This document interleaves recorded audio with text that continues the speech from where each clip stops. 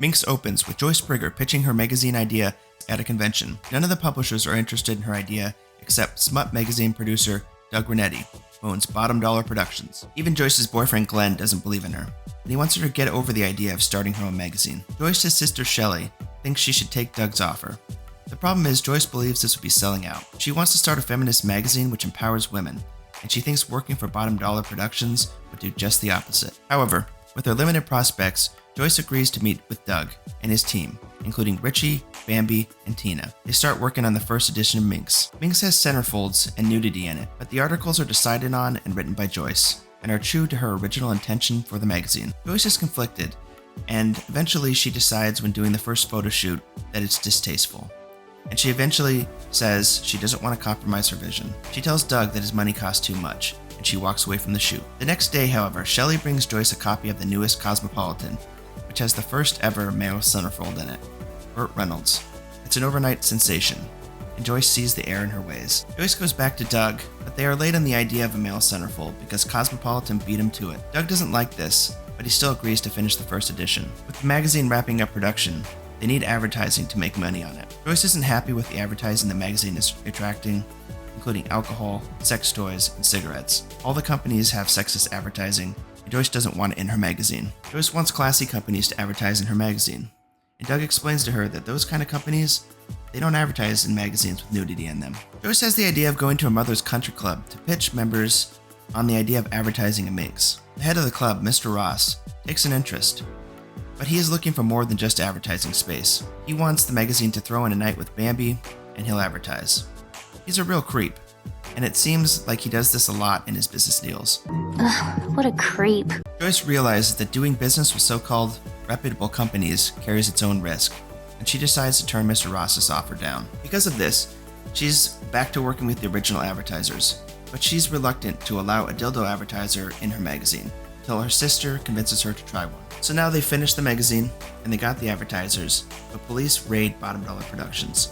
This apparently happens a lot, and Doug usually just pays the shakedown money, and they leave, and they give him back his confiscated materials. However, this time it's a little bit different. The crusading new councilwoman, Bridget Westbury, is trying to clean up the valley. She wants to force pornographers out of the valley, and she isn't open to taking bribes. Bottom Dollar is still able to put together the magazine, and they have a press conference with their new fireman centerfold Shane, representing the magazine. Joyce is worried that Shane isn't the brightest guy, and she starts coaching him to help prepare him for the interview questions. However, Joyce ends up having sex with him, and she throws herself into a dynamic she's trying to fight against. She's now having sex with an employee who she has a problematic power dynamic difference with, in Shane, and she doesn't like that. Shane believes that he and Joyce are dating, but when Joyce tells him it was just about fun, he feels used, and he doesn't want to do the first issue anymore. Joyce discusses this with him and eventually convinces him to allow them to use his pictures. The first issue is released, and while people like the magazine, it's difficult to find on the shelves. But that doesn't stop a mafia member's wife from seeing an advertisement about birth control in the magazine. This is a problem, because she's married to Vince, and he's a head of a mafia member family who controls the distribution of Bottom Dollar's magazines. Doug informs Joyce that they need to go to the mafia family's home and convince them to distribute the magazine, or else it's dead in the water. When Joyce is able to convince the wives what she's trying to accomplish with the magazine, the wives seem to be the real decision makers in the family, and they convince Vince to redistribute the magazine. The magazine is now out there, but it's having trouble in a lot of places because they don't want to sell it, or if they do sell it, it's at request only and it's kept under the counter. Doug realizes that the magazine needs a big name for the second edition. The magazine tries to get Wendy Maud to do an interview. Wendy is a college professor at Woodbridge College, and she's a leader in the feminist movement. Wendy makes it seem like she's interested in being in the magazine, but we later learn that she wanted to set up the magazine for bad publicity as feminist imposterism. Students from Woodbridge College begin gathering the magazines in a pile, and a fire starts. We see that Doug is the one who started the fire, because he realizes that any publicity is good publicity. Channel 6 News captures the magazine's burning, and it drives a lot of demand for the magazine. People are reading the magazine now, and the staff are even starting to be invited to exclusive Hollywood parties. With the magazine gaining notoriety, Glenn shows back up, and he wants to get back together with Joyce and publish the magazine with her. He wants her to leave Bottom Dollar and do it with him instead. Joyce wants to know how he has the money for this, and we learn that he's always had the money to do this, he just didn't believe in her until the magazine became popular.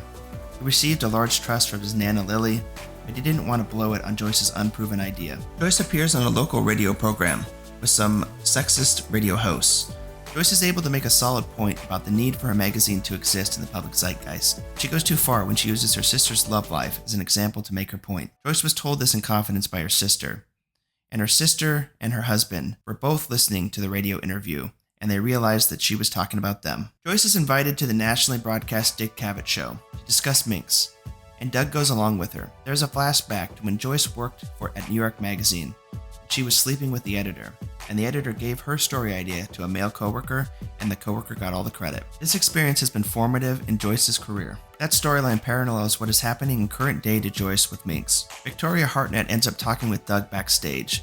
Victoria is a famous writer who Joyce respects, and Victoria is on the Dick Cavett show the same night, and she goes out before Joyce. Victoria thinks that Doug is using Joyce as a cover to sell pornography, cigarettes, and alcohol, and she thinks that he's a clever businessman behind the magazine and using Joyce as a front. Dick decides to bring Doug on stage when Joyce is out there, and Doug uses the moment to announce that pro football legend Billy Brunson will be the centerfold in the second edition. He hadn't talked with Joyce about this prior, and it reminds her of her days at the magazine. Joyce gives all her materials to Doug for the second edition. She says that she's fulfilled her obligation. It looks like she's quitting Minx. With Joyce deciding whether or not she wants to return to Minx, Doug and his staff are putting together the shoot with Billy Brunson. And Billy is a handful. He wants to do all kinds of things that will make the magazine unpublishable. Around the same time, we see the sexist radio host Willie at his home with his wife. She's cutting some peppers, and she gives him a hand job afterwards at his request, and the peppers burn his penis. Willie sues Minx because of the damage he suffered, and he blames Minx for the incident. Doug is initially excited about the lawsuit because of the publicity it will generate. Doug's lawyer, however, informs Doug and Joyce that there are currently 13 lawsuits against the magazine and dozens more on the way.